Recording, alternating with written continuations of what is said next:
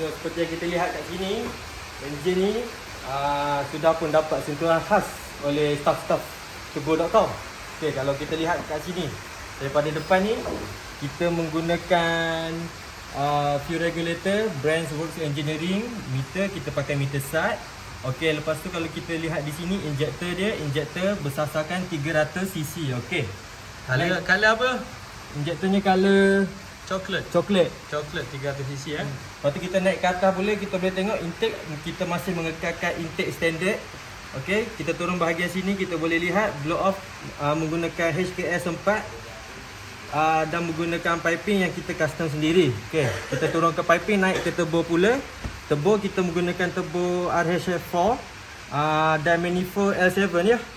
Okey. Manifold L7 tengok tu.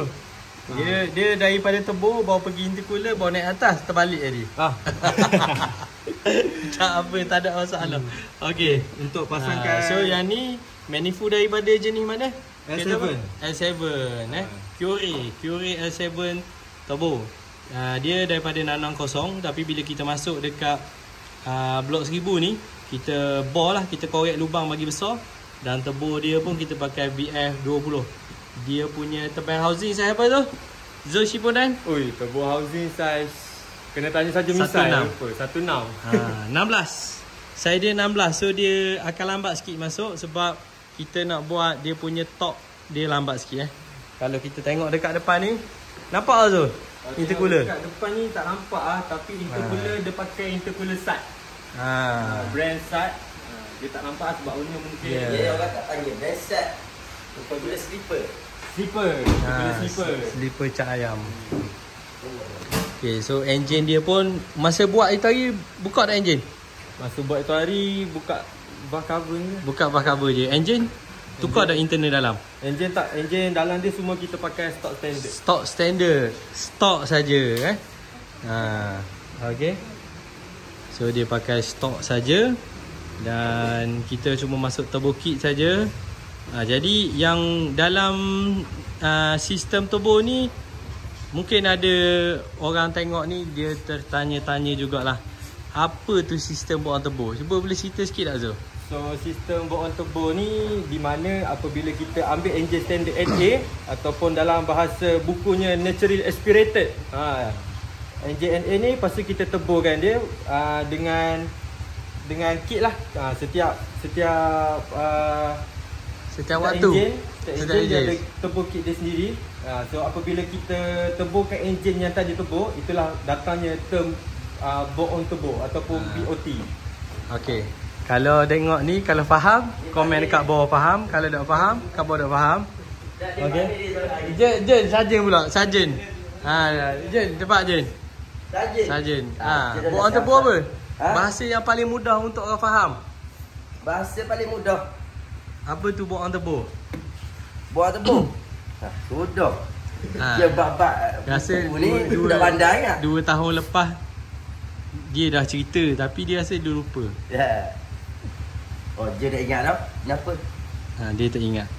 Tak ingat ada. Bore-on turbo ni dia senang je, bahasa mudah dia. Okey, engine dalam keadaan standard ni yang macam Zul cover tadi tu, NA naturally aspirated. Dia pergi kepada turbo system. Turbo ni adalah sistem force induction, sistem keadaan paksa. Okey, sebab tu kita bila dia ada tekanan, sistem yang ada tekanan, sebab tu kita perlukan pakai hose, kita pakai clamp. Kita tak boleh pakai betai je. Bila boost dia akan terkeluar. Okey, so bila dalam keadaan standard, bila kita bagi tekanan 1 bar, dia mungkin akan double lah, horsepower pula bergantung kepada boost dengan ratio turbo besar dia punya kapasiti turbo lah. So bila kita dah masuk turbo, jadi sistem yang lengkap wajib kita ikut. Yang pertama turbo kit yang kita buat ni, yang kedua fuel system. Kita ada regulator, ada injector. Okey, lepas tu regulator dalam tank kita buang. Lepas tu sistem exhaust yang lengkap lah.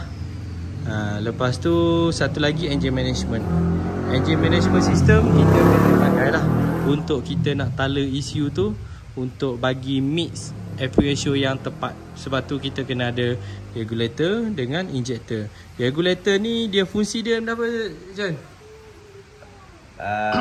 Maintainkan pressure minyak.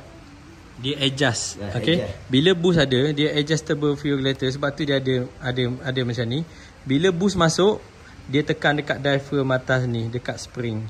Jadi bila dalam keadaan standard kita set 3 bar. Bila dia ada pressure, ada boost, dia akan naik. Bila kita tekan lagi pressure diaphragm ni, jadi automatic boost akan naik. Kalau dekat boost kosong, dia duduk dekat 3 bar. Bila boost 1 bar, tambah 1 bar, dia akan jadi 4. Dia akan jadi 4.5. Kalau boost tinggi, lagi tinggi. Kalau boost tinggi lagi, dia tak naik, maknanya kita kena tukar fuel pump. Fuel pump dah tak cukup. Okay.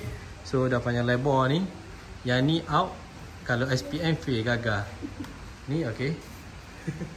Okay. So kita tune dulu. Basic tuning E-manage. Okay.